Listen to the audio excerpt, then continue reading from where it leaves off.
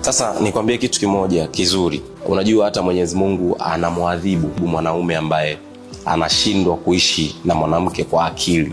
Yaani wewe ukishindwa kuishi na mwanamke kwa akili, Mwenyezi Mungu mwenyewe atakuadhibu, kwa sababu hata kwenye vitabu vya dini ametuandikia kwamba tuishi na wanawake kwa kutumia akili. Sasa ukiishi na mwanamke kama mpumbavu, usipotumia akili yako, mwisho wa siku utakuja kuingia kwenye depression kubwa sana. Yaani utakuja kujutia maisha yako yote. Achana na yale maneno ya kwamba aliyekudharau siku moja atakusalimia kwa heshima. Ngoja nikwambie kitu kimoja. Atakuacha, ataondoka, ataolewa na mwanaume mwingine na atakutana na wewe na hata kusalimia kwa heshima, kwa sababu atakuwa na mafanikio makubwa kuliko wewe na utakuwa maskini. Fanya maamuzi sasa hivi. Chukua simu yako, futa namba ya huyo mtu. Tena sio kufuta tu, block. Na kublock sio udhaifu. Lazima ulinde hisia zako. Ujilinde wewe mwenyewe, nafsi yako, uiponye nafsi yako. Usiishi kutokana na historia, ishi kutokana na future yako ambayo iko mbele yako, ni kubwa kuliko unavyofikiria.